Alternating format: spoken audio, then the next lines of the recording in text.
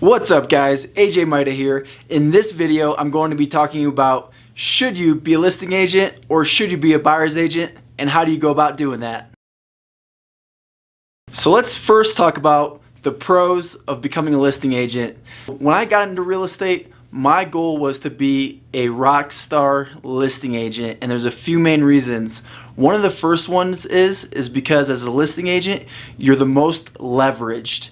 What do I mean by that? The reality is listings just take less time to sell, meaning it takes less of your time to sell that, which means you're going to make more per hour when working with listings. Another reason I wanted to be a listing agent is because I didn't want to be spending nights and weekends working with buyers. Typically, when can buyers see houses? It's going to be nights and weekends. So as a buyer's agent, typically you're going to be working a lot of Saturdays, a lot of Sundays, maybe doing open houses. And for me, I just wanted absolute control of my time. So it was very rare when I was ever working a weekend, and typically I'd be home by around 6:30 after maybe going on a listing appointment in the evening. So I had a lot more control of my schedule. Another pro of being a listing agent is you can generate leads at a much lower cost, typically speaking, than when working with buyers. Another pro of being a listing agent is you can generate leads at a very low cost. And in next week's video, I'm going to be talking about different ways that you can generate leads and what you should be focusing on as either a listing or buyer's agent. But just to give you a quick example, you can actually call or prospect sellers, expireds, for sale by owners, and you can do that at no cost or a very low cost. And when I got started in real estate, I had little to no money to invest in leads. Now let's talk about the cons of being a listing agent. The fact of the matter is, sellers are much more selective than buyers. The seller is the one that's going to be paying your commission, so when you're going out for a listing appointment, they're truly interviewing you for the job as their agent. And that's why a lot of new agents typically like to work with buyers, because they know if they show up and present themselves well, they have a good shot of getting the client, whereas the skill set for taking a listing is a little more advanced. However, as a new agent, you can certainly still become a listing agent just like I did. You just got to make sure that you're working on your skills and developing them. Now let's talk about some pros of being a buyer's agent.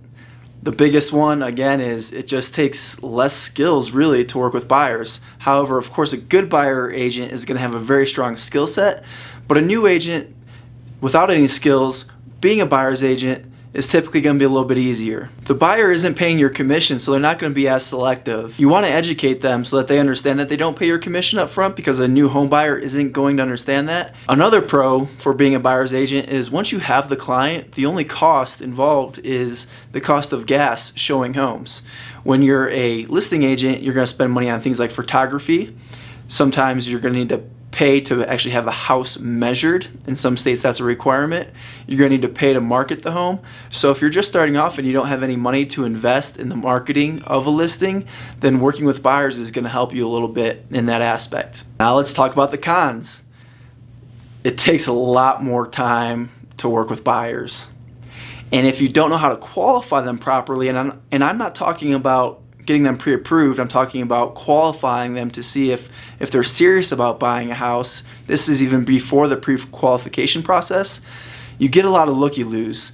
It's funny, in the real estate agent community, we call them Pop-Tart agents. A buyer calls you, hey, I want to see this house, and you just pop out and go show them. So there's a process that you need to follow to make sure that that buyer is actually ready, willing, and able to purchase a house. I know so many agents that will show 10, 20, 30, even 40 plus houses and find out that that buyer is just, looking at houses for entertainment or can't actually afford the house or get qualified for a mortgage. So you're going to spend a lot of time early on if you don't do a good job qualifying with looky-loos, and even if you are doing a good job qualifying them and you're working with buyers who are ready, willing, and able to purchase a home, it just takes more time. A listing agent doesn't have to be there for the inspection. The buyer's agent has to be there for the inspection. If there's anything that comes up for the listing, say, I had a property one time that had a cracked foundation. It was the buyer's agent's job to actually go out and find the contractors to get the estimates to repair the cracked foundation. And once they had all their estimates, I was able to present those to my client, and if that was satisfactory to them based on the prices and based on the bids that came in, then we could negotiate repairs from there. So they had to put in a lot of legwork to do all the due diligence. Ultimately, you gotta decide what you wanna do as a real estate agent. And of course you can focus on both. However, if you're gonna become an expert real estate agent, now of course you can work with both buyers and sellers. However, you definitely are gonna wanna focus on one or the other. And for me, it was a no-brainer because if I could make more per hour as an agent working with listings, why wouldn't I do that? Of course, if you're gonna make this a career, you're gonna wanna invest in yourself and become better and build your skill sets. So if you're gonna do that anyways, why not do it so that you're working with more sellers as opposed to buyers? It only made sense for me. And that's what has allowed me to have such a great quality of life while working as an agent. So many agents who work with a lot of buyers are just working nights, weekends, and they're missing so much with their family. And as a listing agent, you just have so much more flexibility in your schedule. You control your schedule. So for me, it was more money per hour working sellers, low cost leads, and more control over my schedule. That's why I ultimately chose to be a listing agent. So I hope this video helped.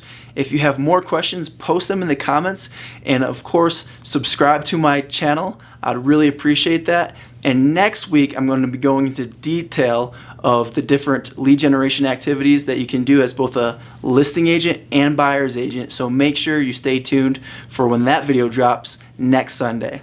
We'll talk to you soon.